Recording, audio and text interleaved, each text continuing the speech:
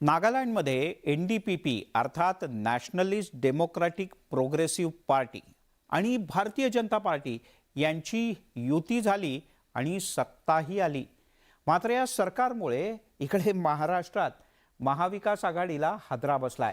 कारण नागालँडमध्ये राष्ट्रवादीनं NDPP भाजप सरकारला पाठिंबा दिला आणि महाराष्ट्रात भाजपला विरोध तर नागालँडमध्ये भाजपशी हातमिळवणी असं चित्र दिसलं आणि यामुळे शरद पवार यांच्या राजकीय विश्वासार्हतेवर त्यांच्या विरोधकांकडून पुन्हा एकदा काही प्रश्नचिन्ह उपस्थित करण्यात आले। That I will not directly or indirectly communicate as such chief minister. मंगळवारी नागालँडमधल्या नवनिर्वाचित मुख्यमंत्र्यांचा शपथविधी पार पडला। नागालँडमध्ये NDPP आणि भाजप युतीचं सरकार सत्तेवर आलं, पण मुंबईपासून जवळपास 3000 किलोमीटर अंतरावर असलेल्या नागालँडमधल्या राजकीय घडामोडींचे पडसाद महाराष्ट्रात उमटले।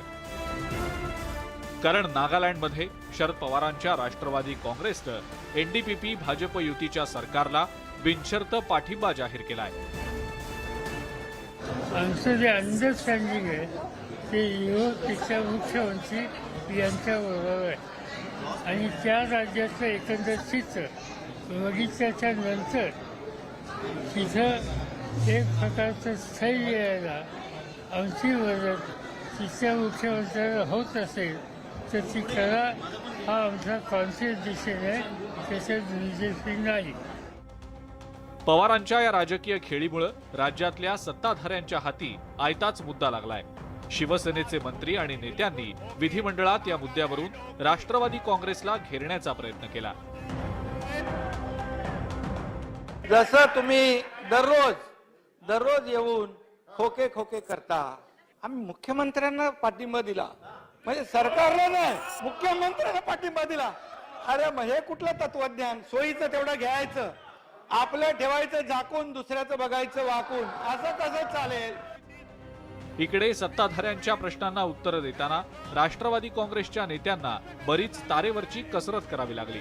तसंच महाविकास आघाडीतील इतर घटक पक्षांची सुद्धा राजकीय कोंडी झाल्याचं पाहायला मिळालं। राष्ट्रवादीच्या नागालँड विषयीच्या निर्णयाचं लंगडं समर्थन करण्याची वेळ महाविकास आघाडीतल्या घटक पक्षांवर आली।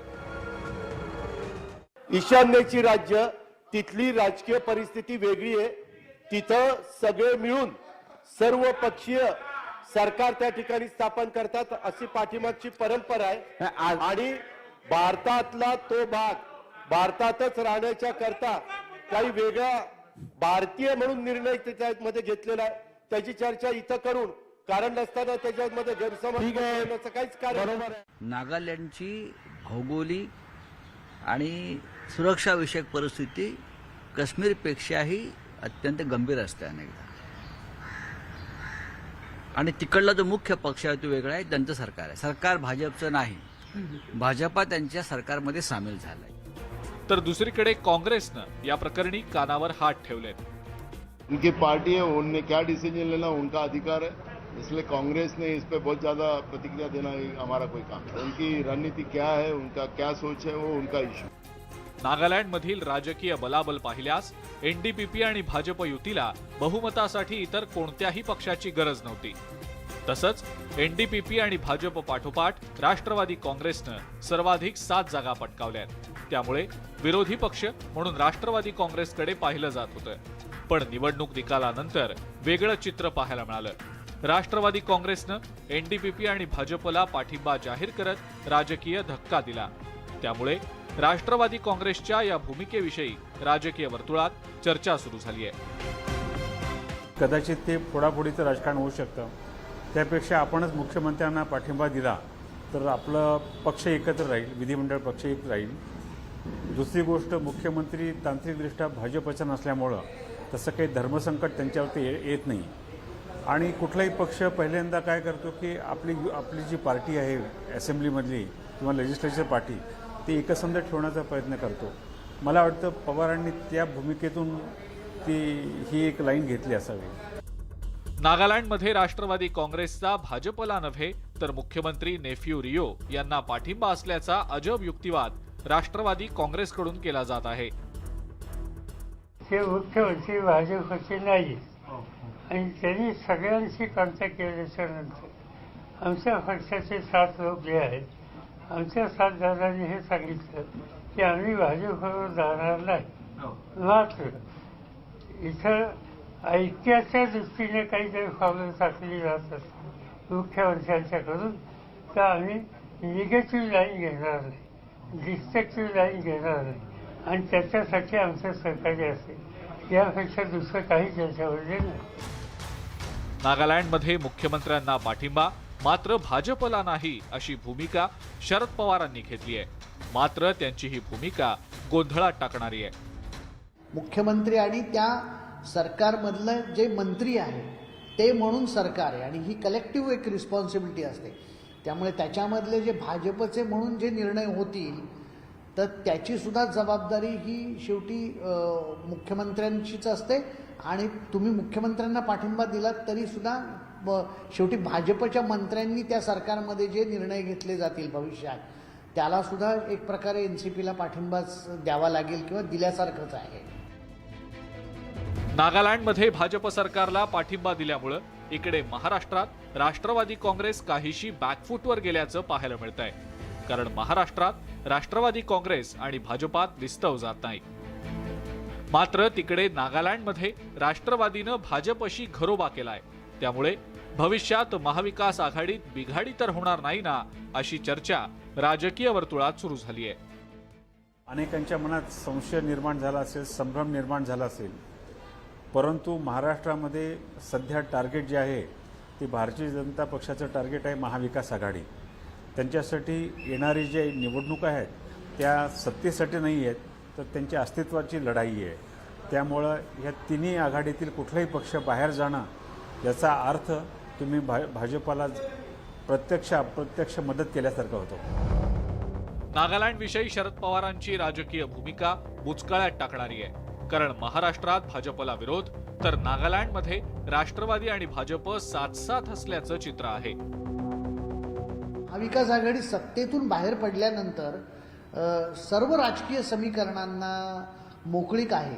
यावरून आज जरी वाद नसला तरी भविष्यामध्ये जर काही ह्या मैत्रीतून आणखीन नवे त्याला दुमारे फुटायला लागले तर त्याच्यातून कदाचित वाद वाढू शकतो. शरद पवारांच्या आजवरच्या राजकीय कारकिर्दीवर नजर टाकल्यास यापूर्वीही त्यांना अशा प्रकारे घुमजाव केल्याचं पाहायला मिळतं. आपल्या राजकीय कारकिर्दीच्या सुरुवातीला त्यांनी पुलोदचा प्रयोग करून सर्वात तरुण मुख्यमंत्री होण्याचा मान पटकावला होता. ते 70चं दशक होतं. आणीबाणीनंतर काँग्रेस पक्षात उभी फूट पडली होती. इंदिरा गांधी आणि ब्रह्मानंद रेड्डी असे 2 गट पडले.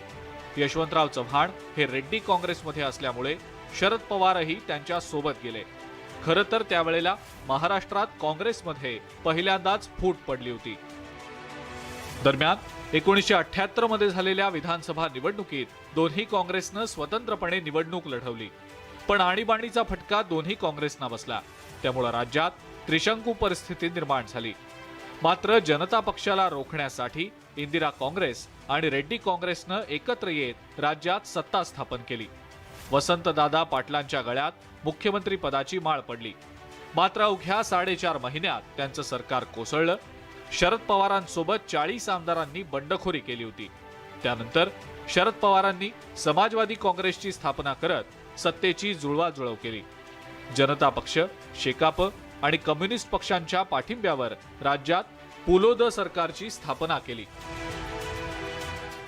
काँग्रेस अंतर्गत राजकारण जे झालं होतं त्यातून पुलोदची निर्मिती झाली. परंतु महाराष्ट्राला त्याचं फार नुकसान झालेलं नाही. झाला तर फायदा झाला. त्या काळातले जे निर्णय पुलोदने घेतले होते त्याचा फायदा शासकीय कर्मचाऱ्यांना झाला, शेतकऱ्यांना झाला. आता राजकीय परिस्थिती बदलत असते. कोण कोणावर किती काळ राहायचं वगैरे हा ज्याचा प्रश्न असतो. पवारांनी वसंतदादांच्या पाठीत खंजीर खुपसल्याची टीका त्यावेळेला शरद पवारांवर झालेली होती आणि आजही त्यांना या टीकेला सामोरं जावं लागतंय. पण शरद पवारांच्या नेतृत्वातलं पुलोद सरकार जास्त काळ टिकलं नाही. कारण केंद्रात पुन्हा इंदिरा गांधींची सत्ता आली आणि 1.5 वर्षात म्हणजेच 1980 मध्ये इंदिरा गांधींनी शरद पवारांचं पुलोद सरकार बरखास्त केलं. त्यानंतर पवारांनी पुन्हा काँग्रेसमध्ये न परतण्याची भीष्म प्रतिज्ञा केली होती. महाराष्ट्राच्या राजकारणावर पकड असणारं नेतृत्व म्हणून पवारांकडे पाहिलं जातं. त्यामुळे पवारांचे हे जरी राजकीय निर्णय अशा पद्धतीचे असले तरी सुद्धा कुठं काय करावं आणि कुठल्या वेळी आक्रमक व्हायचं, कुठल्या वेळी पडती भूमिका घ्यायची, याचं सगळं भान त्यांना आहे आणि त्यामुळेच ते आजही राजकारणामध्ये टिकून आहेत. त्यांनी त्यांच्या पक्षाचं अस्तित्व टिकून ठेवलेलं आहे. पुलोद सरकार बरखास्त केल्यानंतर पुढची 6 वर्ष शरद पवारांनी राज्यात विरोधकांची भूमिका बजावली.